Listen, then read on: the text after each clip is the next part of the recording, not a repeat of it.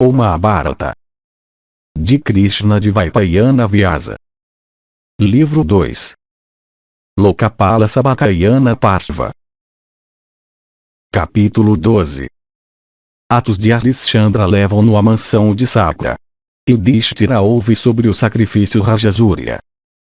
Yudhishthira disse: O principal dos homens eloquentes, como tu descreveste as diferentes sabás para mim, parece que quase todos os monarcas da terra podem ser encontrados na Sabá de Yama. E, o mestre, quase todos os nagas, e principais daitias, e rios, e oceanos, são encontrados na Sabá de Varuna. E assim os Yakshas, os Guyakas, os Rakshasas, os Gandharvas e Apsaras e o deus, Yama, que tem o touro como veículo, são encontrados na Sabá do Senhor dos Tesouros. Tu disseste que na Sabá do Avô são vistos todos os grandes rishis, todos os deuses, todos os ramos de aprendizagem. Em relação à Sabá de Sakra, no entanto, tu citaste o Muni, todos os deuses, os Gandharvas, e vários rishis. Mas, ó grande Muni, tu mencionaste um único rei, o nobre Rishi Harishchandra, como vivendo na Sabá do chefe ilustre dos deuses.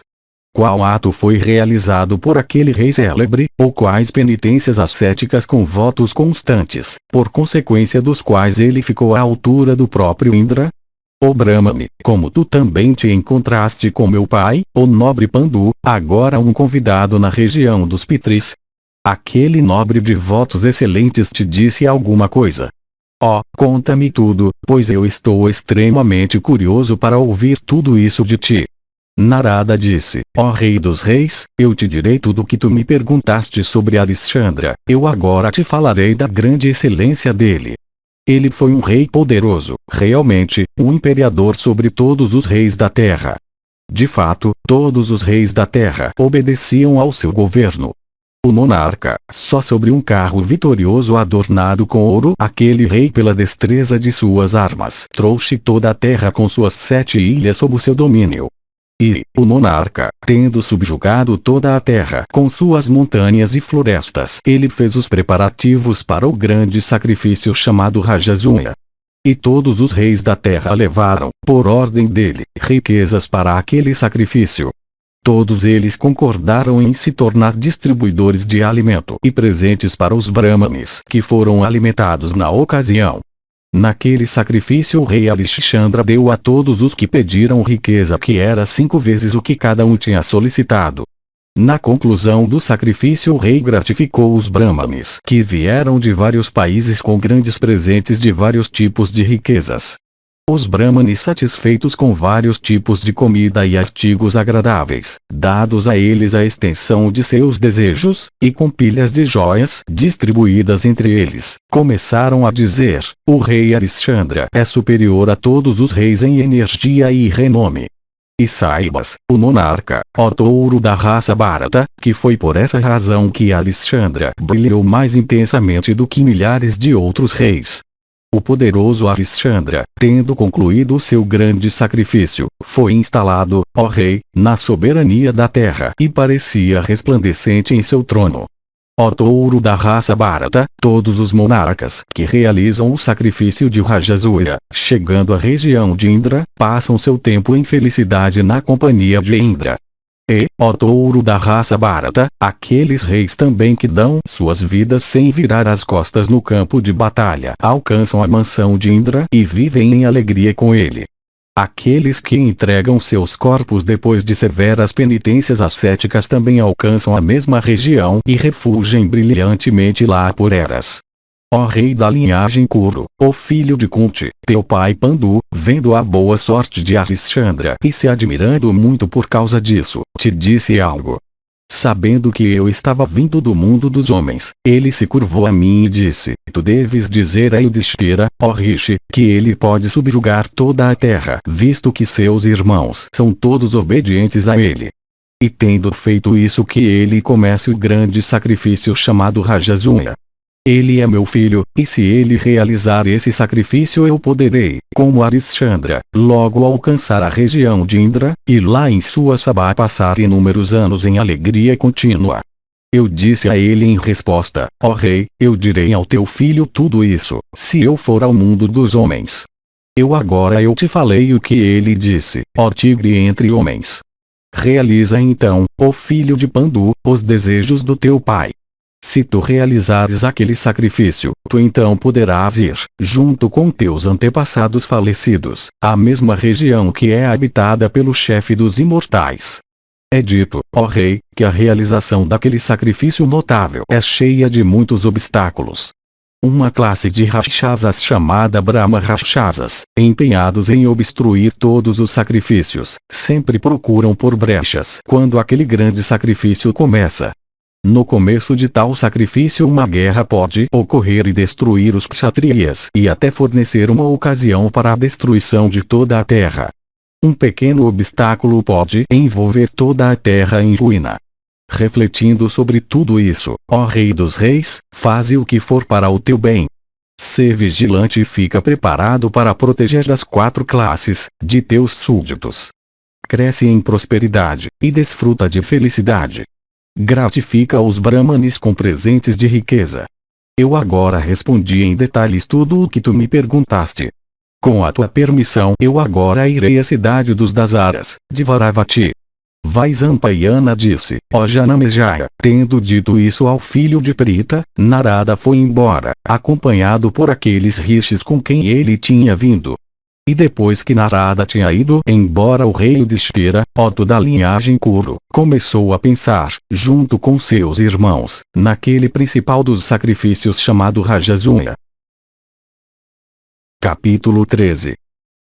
Yudhishthira consulta sobre o sacrifício. Ele questiona Krishna. Vaisampayana disse, Yudhishthira, tendo ouvido aquelas palavras de Narada, começou a suspirar pesadamente. E, ó Bharata, envolvido em seus pensamentos sobre o Rajasuya, o rei não tinha paz mental. Tendo ouvido sobre a glória dos monarcas ilustres, de antigamente, e estando certo acerca do alcance de regiões de felicidade por realizadores de sacrifícios como consequência de seus atos sagrados, e pensando especialmente naquele sábio real Harishchandra que tinha realizado o sacrifício grandioso, o rei Yudhishthira desejou fazer os preparativos para o sacrifício Rajasuya. Então, reverenciando seus conselheiros e outros presentes em sua sabá, e adorado por eles em retorno, ele começou a discutir com eles acerca daquele sacrifício. Tendo refletido muito, aquele rei dos reis, aquele touro entre os Kurus, inclinou sua mente a fim de fazer os preparativos para o Rajasuya.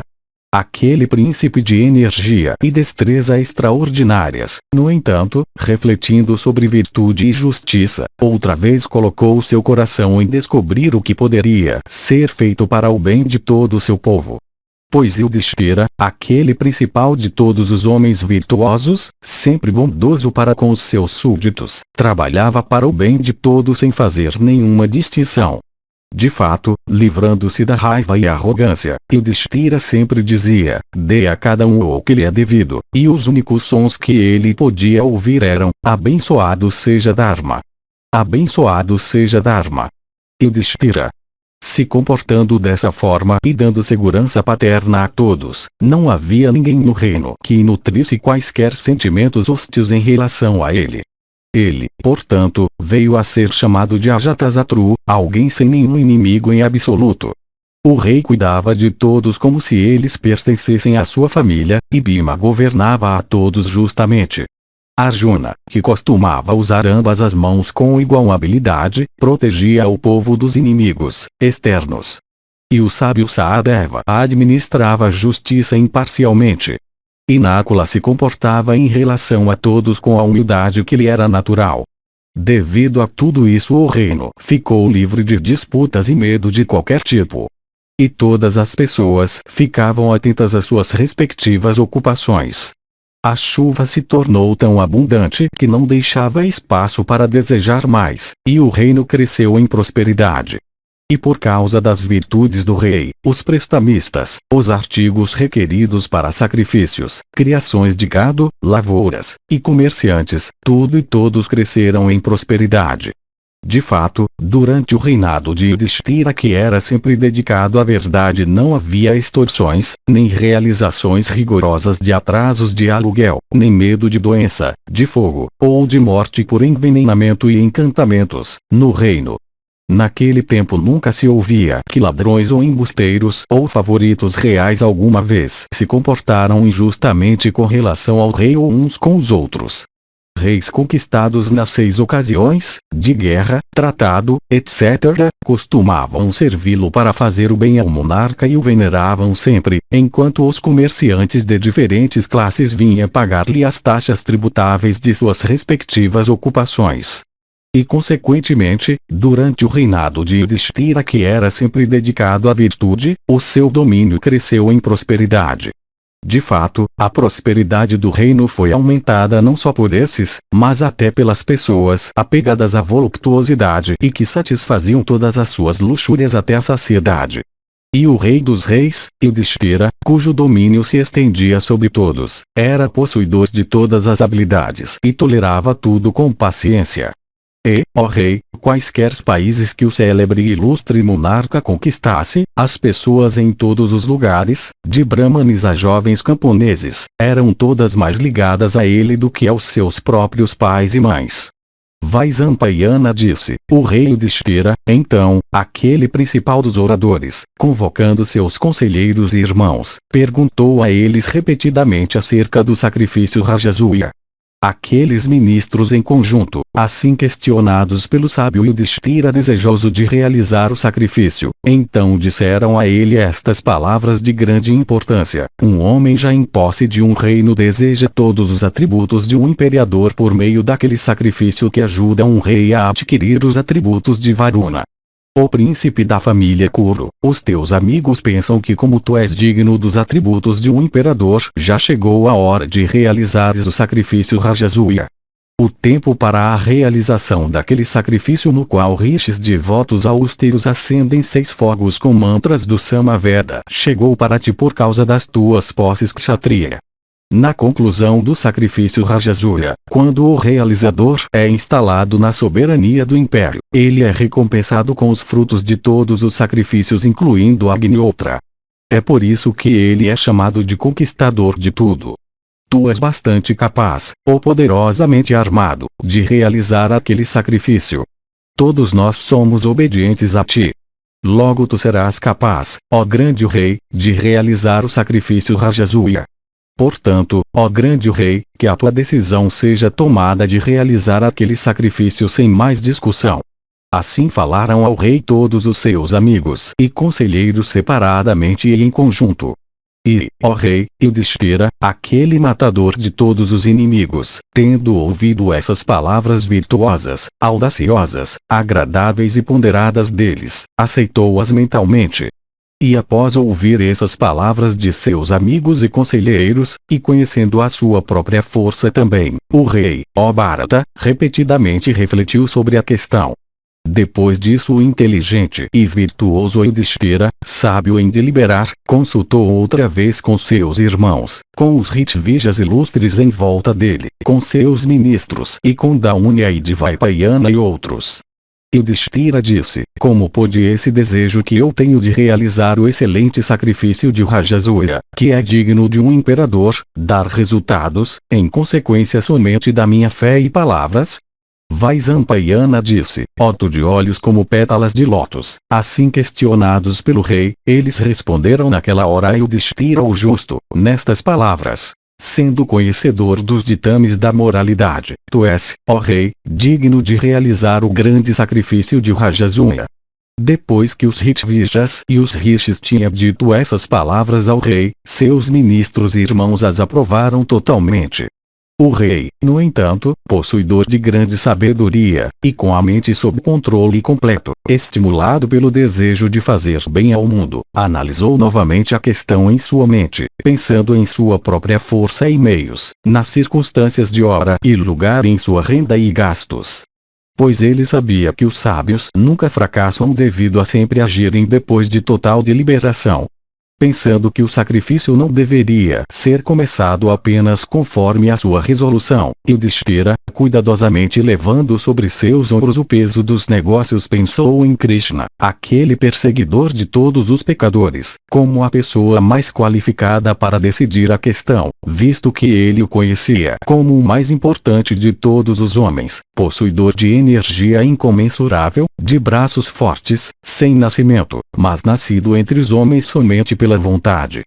Refletindo sobre as suas façanhas divinas, o filho de Pandu concluiu que não havia nada que fosse desconhecido por ele, nada que ele não pudesse realizar, e nada que ele não pudesse aguentar. E Yudhishthira, o filho de Pritha, tendo chegado a essa firme decisão, logo enviou um mensageiro ao mestre de todos os seres, transmitindo através dele bênçãos e palavras tais como alguém mais velho em idade poderia enviar para alguém que é mais jovem.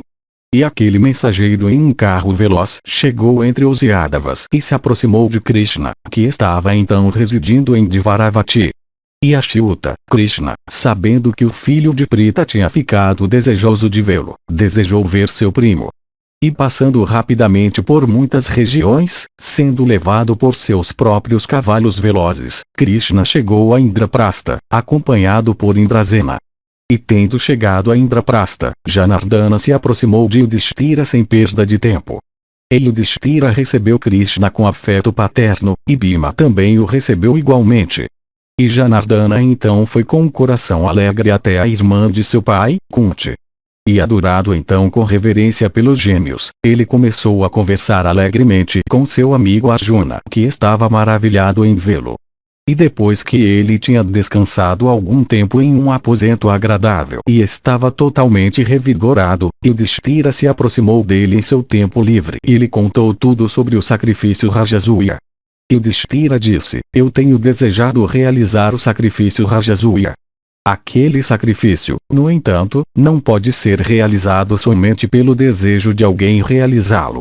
Tu sabes, ó Krishna, tudo sobre os meios pelos quais ele pode ser feito. Só pode realizar aquele sacrifício aquele para quem tudo é possível, que é adorado em todos os lugares e que é o Rei dos Reis.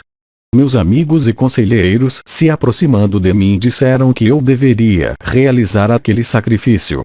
Mas, ó Krishna, a respeito desse assunto as tuas palavras serão meu guia. Dos conselheiros, alguns por amizade podem não mencionar as dificuldades, outros por motivos de egoísmo dizem só o que é agradável. Alguns também consideram aquilo que é benéfico para si próprios como digno de adoção. Homens são vistos aconselharem assim em assuntos que esperam decisão. Mas tu, ó Krishna, estás acima de tais motivos. Tu conquistaste o desejo e a ira. Cabe a ti me dizer o que é mais benéfico para o mundo.